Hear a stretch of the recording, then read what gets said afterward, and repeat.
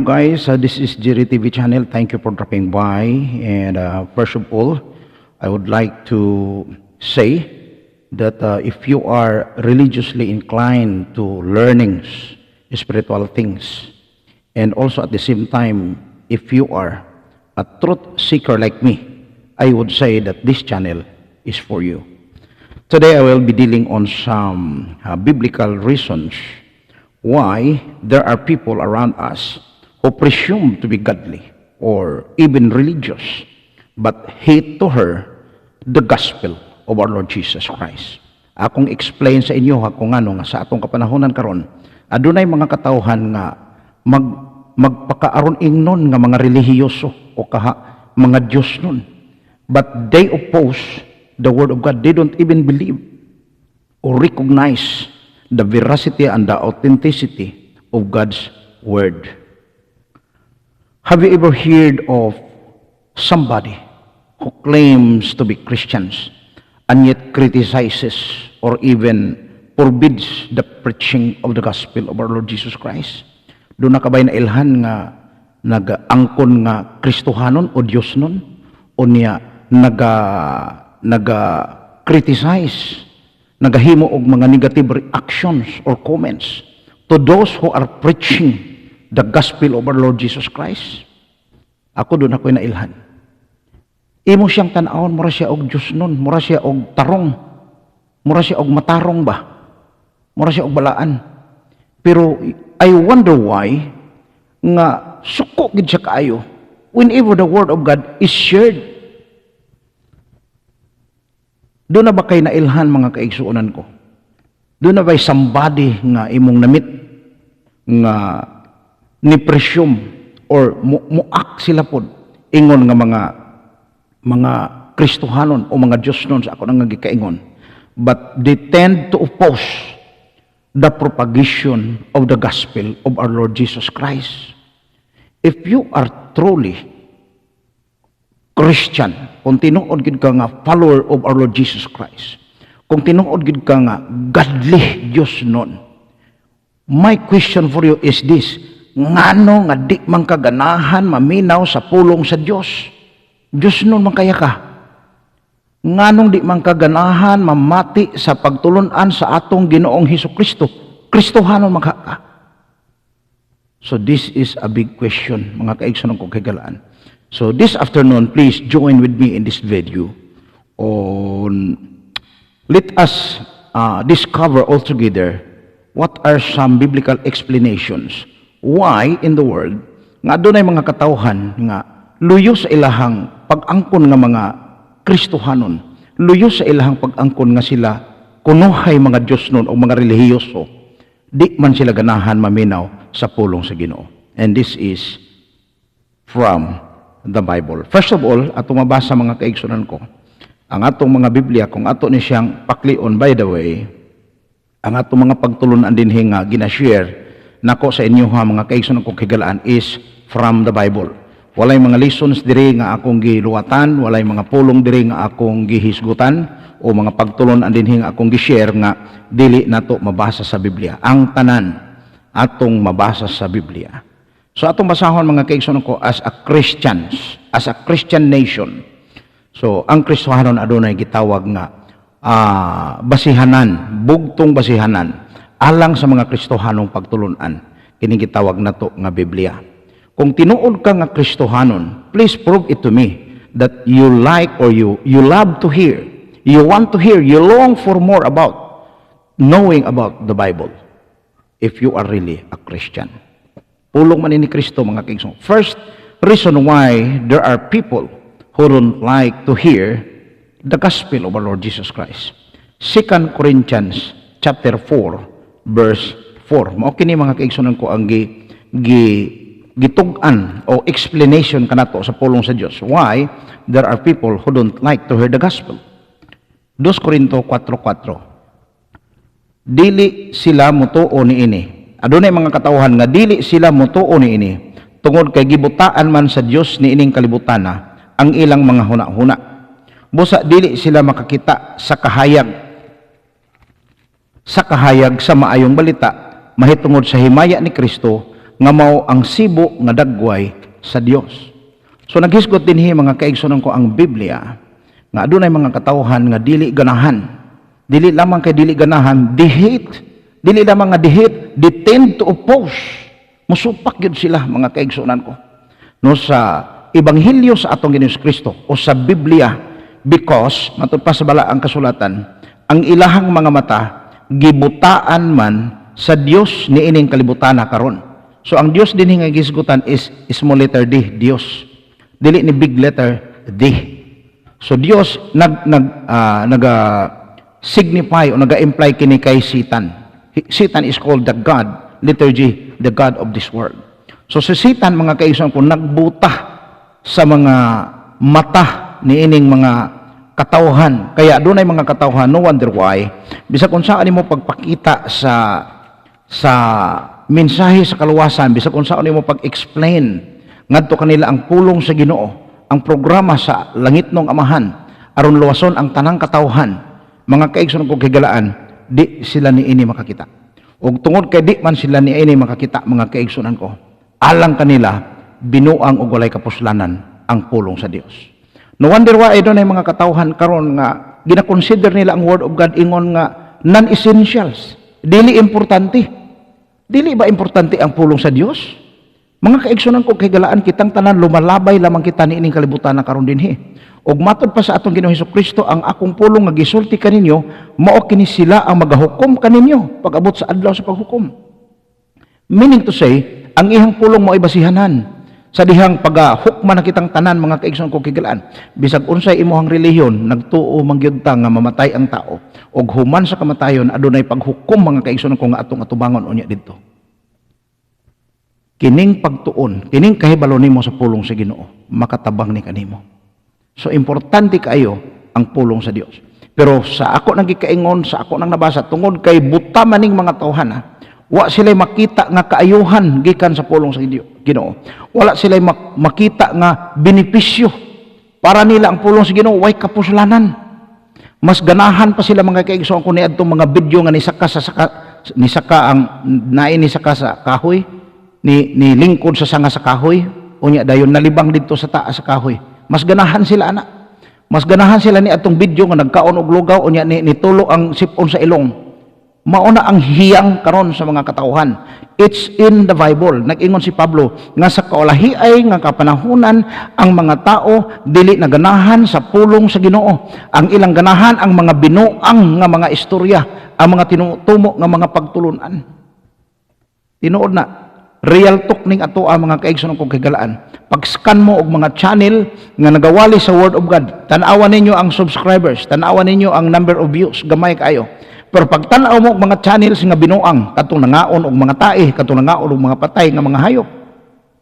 No? Katong nisaka sa kahoy, unya ni ambak ngadto padulong sa suba. Daghan kay mga views, million of views. Dili na ikatingala. So mo ning hinungdan mga kaigsunan ko nga para kanila dili sila ganahan sa pulong sa Ginoo kay para kanila way kapuslanan kay wa may ilang nakit-an nga kaayuhan kay buta maning mga tawhana sa kamatuoran. Ikaduha mga kaigsunan ko nga hinungdan ko ngano nga adunay mga katawhan nga ingon niini ang pagtrato nila sa pulong sa Ginoo. 1 Corinto 2:14 ngadto sa 15. Mato pa ni Apostol Pablo Santos nga Pablo, ang tao nga kalibutanon dili magadawat sa mga igatudlo sa Espiritu sa Dios. Kay alang kaniya kini mga binuang og siya dili arang makasabot niini. Tungod kay kini ugod kinahanglan mang pagatugkaron sa espirituhanong mga paagi. So ang tao nga kalibutanon mga kaigsunan ko, suginlan ko ikaw, dili na ganahan sa espirituhanon nga mga butang. Kay ang gusto anak niya kalibutanon, kay kalibutanon man niya mindsetting. Pero kung ang imong mindsetting spiritual ka, spiritually inclined ka, religiously spiritual inclined ka, ganahan ka sa pagtuon sa pulong sa Ginoo, ganahan ka mahitungod kung ang hisgutan about God, about salvation, about repentance, about heaven. Kung kana ang imong mga ganahan mga kaigsunan ko, meaning to say spiritual inclined ka, ganahan ka sa espirituhanon ng mga butang. Pero kung kalibutanon ka ang imong gusto kanang lingaw-lingaw, dula-dula, inom-inom, suroy dinhi, suroy didto, party-party, hudyaka, bahakha, kalipay, Pag abot sa panahon mga kaigsoon ko sa adlaw sa paghukom, sultihan ko ikaw ang pinakamakaluluoy kaayo. Wala man kay alamag sa pulong sa Ginoo. Time will come, kitang tanan mga tubang sa judgment seat of Christ, o panubag kita dito mga kaigsoon kong kagalaan, the way how we treat, the way how we cater or apply in our lives sa pulong sa Ginoo. Dili ka maka-apply sa pulong sa Ginoo kay wa mga kay kalibutan sa pulong sa Ginoo. So nagingon ang balaang kasulatan, ang tao nga kalibutanon dili siya makadawat, maglisod siya. Dili kay maglisod, dili gid siya makadawat, mao nagingon sa pulong sa Ginoo. So close-minded gyud mga kaigsoon ko. Ngano man close-minded man siya sa espiritual nga mga bagay, tungod kay siya kalibutanon man. Matod pa niya matod pa ni Apostol Pablo, alang kaniya kini binuang. Bible binuang man na. Basa-basa Biblia, paminaw og wali. Binuang man na, ebanghelyo binuang man na. Misa, wali-wali. Binuang na, para niya binuang na. Mga kaigsoon ko higalaan, ako gikuyawan sa imuhang stand. Time will come, kuhaon sa Ginoo ng imong kinabuhi, kadi man na imuha. I'm sure, magkapuliki gyud ka didto sa pagpangatubang na nimo sa hukmanan ni Kristo. Magkapuliki gyud ka mga kaigsunan ko. Mo na nga samtang may gininhawa pa, samtang do napatay opportunity, let us give time or prioritize kumahimo lang sa mga espirituhanong mga butang mga kaigsunan ko kagalaan. Kaya ang espirituhanon mga kaigsunan ko bulungtad ni hangtod sa kangturan wa ni kamatayon. Naghatag magka-prioritize, gi-prioritize man nimo ng imuhang kalibutanon, imuhang lawasnon, imuhang materials nga mga kuan panginahanglan nga dunay katapusan maning tanan. Ang espirituhanon kay di na mamatay ng imong espiritu. Mao nay hatagi og pagtagad mga kaigsoon ko kagalaan. Mao nay hatagi importansya. So pinaagis pagtuon nimo sa pulong sa Ginoo, maandam ka sa pagpangatubang sa hukmanan ni Kristo. Ikatulong hinungdan mga kaigsunan ko kung ano nga dunay mga tao nga they don't like to hear the gospel. Juan 10:1 ngadto sa 4. Mao kini mga kaigsunan ko ang giingon sa pulong sa Ginoo. Gusto na ko di siya nga ako ang basahon sa Biblia kay medyo taas-taas man siya. Mao ni ang explanation sa atong Ginoong Kristo. Dili ni akong explanation ni Jesus, no? Matod pa niya, unya miingon si Jesus, sultihan ko kamo. Ang tao nga dili mo agi sa pultahan inigsulod niya sa turil apan mukatkat hinuon sa laing bahin niini kawatan og tulisan. Apan ang magbalantay sa mga karnero mosulod agi sa pultahan. Og ang pultahan ablihan sa tig-abli aron makasulod siya. Mamati ang mga karnero sa iyang tingog, inigtawag niya sa ilang tagsa-tagsa kangalan. Og mag-una siya kanila sa ilang pagula. Kung atuan na siya sa gawas, mag-una siya kanila og ang mga karnero mosunod kaniya kay nakailaman sila sa iyang tingog. So nagisgot dinhi mga kaigsoon ko kagalaan ng atong nabasa nga adunay magbalantay niya ang mga karnero nakaila kaniya. So inigtingog, inigtawag sa magbalantay, musunod. No, musunod ang mga karnero, mga kaigsoon ko kagalaan. Meaning to say, inigwali na gani sa pulong sa Ginoo. Mahibal-an nimo ang anak sa Ginoo kay maminaw na siya o ganahan na siyang maminaw sa pulong sa Ginoo. So, do you think mga anak sa Ginoo kining mga tao nga dili ganahang maminaw sa pulong sa Ginoo? Mga kaigsoon ko dinhi sa Biblia, real talk ning atoa, no? Nag-ingon si Jesus nga kung kamo masayod sa kamatuoran, ang kamatuoran maghatag kaniyo kagawasan. So I have to tell you the truth. Naana sa imo, it's up to you. Dawaton nimo ning kamatuoran, tuuhan nimo ning kamatuoran, isalikway ba nimo ni og di kamo tuo? Mga kaigsoon ko, ang kamatuoran gikan sa pulong sa Dios. Klaro gayud og tataw. Nga ang dili maminaw sa pulong, dili ganahan maminaw sa pulong sa Ginoo, dili gayud siya iya sa Ginoo. So siguro mao ni siya hinungdan kung ano nga adunay pipila nga dili ganahan maminaw sa pulong sa Ginoo. Siguro dili sila karnero. Ningon si Kristo, ang akong karnero maminaw sa akong tingog. Basig mga kanding ning mga tawhanan hinumdum mo sa iyang sambingay dito sa Mateo kapitulo 25. Pag-abot sa adlaw sa paghukom, iyang gilain ang karnero ug ang kanding. So kining mga tawhanan mga kaigsoon ko nga dili ganahan maminaw sa tingog sa magbalantay. Dili ganahan maminaw sa pulong sa Ginoo. Nag-ingon ang atong Ginoong Hesukristo nga dili sila mga anak sa Ginoo. Dili sila mga karnero. So another hinungdan mga kaigsunon ko kagalaan kung ngano nga adunay mga katawhan nga dili ganahan maminaw sa pulong sa Ginoo is in John chapter 3 9 to 20. Mao na siya mga kaigsunon ko ang last nga reason, biblical reason kung ngano nga adunay mga katawhan nga di ganahan maminaw sa pulong sa Ginoo. John chapter 3. Mao kini mabasa nato mga igsoon. Kini mao ang hukom, ang kahayag may anhi sa kalibutan apan gipalabi sa mga tao ang kangitngit kaysa kahayag kay dautan man ugod ang ilang mga binuhatan. Versikulo 20. Ang tanan nga nagbuhat sa dautan dili gusto sa kahayag og dili sila moduol sa kahayag kay dili sila buot mabutyag ang ilang daotang mga binuhatan. So klaro og tataw mga kaigsuonan ko, pulong ni sa atong Ginoong Hesukristo. Ang kahayag may anhi sa kalibutan kinsa ang kahayag? Si Jesus mao ang kahayag. Matod pa ni Jesus sa Juan 8:12 ba ni? Matod pa niya, ako mao ang kahayag sa kalibutan. So nag-ingon dinhi mga kaigsoon ko si Santos nga Juan nga ang kahayag may anhi sa kalibutan, matod pa niya. Pero matod pa niya dinhi, apan gipalabi sa mga tao ang kangitngit inay sa kahayag. So gipili sa Dios, gipili sa katawhan ang mangitngit. Nganong gipili man nila mga kaigsoon ko? Kay matod pa dinhi kay daotan man ang ilang mga binuhatan. So mahadlok mga kaigsuonan ko maminaw sa pulong sa Ginoo ang taong daotan. Tungod kay pinaagi sa pulong sa Ginoo mabutyag man dinhi ang atong mga daotang binuhatan. Ano nga gamay ray ganahan maminaw sa pulong sa Ginoo. Gamay ray ganahan maminaw og wali. Gamay ray ganahan maminaw og misa. Kaysa diha nga iwali na iwali na ang ebanghelyo mga kaigsuonan kong kahigalaan. Kahayag, adunay kahayag mga kaigsuonan ko nga makitaan sa mga katawhan.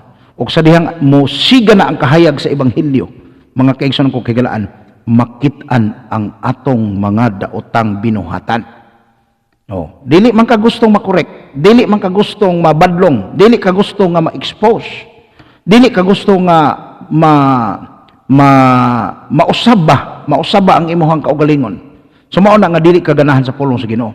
Kaya ang pulong sa Ginoo gamhanan ni mga kaigsuonan kong kahigalaan Hebrehanon 12:4-12. The word of God is quick and powerful and sharper than two-edged sword. Ang pulong sa Ginoo hait kaayo ni siya, buhi ni siya mga kaigsuonan ko, gamhanan ni siya.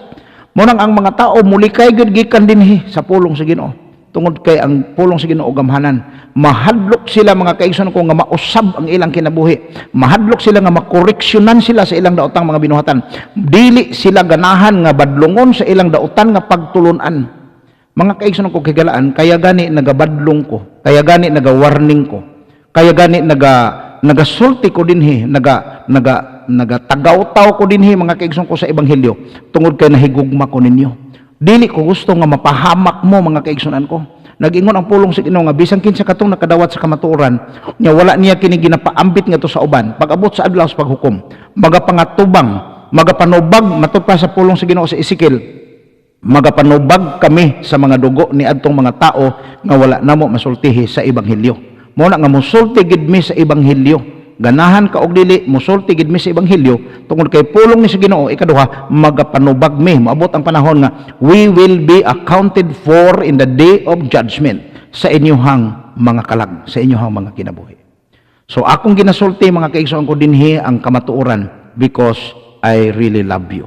Nahigugma ko ninyo, nahangawa ko ninyo na aduna koy kabalaka o aduna koy inon ta pagbati ba nga basiun niya og magmahay ta no na wala man lay naka advice nato, wala man lay nakakurihir nato, nakaingon nato nga sayop ning ato. So mga kaigsuon ko kilaan dili ko moingon nga sakto ang ako moingon ko ninyo nga ang sakto ang pulong sa Ginoo. Whatever nga naa dinhi mga kaigsuonan ko, mao ni ang ato ang tuohan, mao ni ang atong dawaton kay pulong ni sa Ginoo. So mga kaigsuon ko kahigalaan, ang last nga hinungdan is that because of the freedom of choice. So ilahaning freedom mga kaigsuonan ko, ilahaning kagawasan. Matod pa sa atong ni Apostol Juan, gipalabi sa mga katawhan ang kangitngit.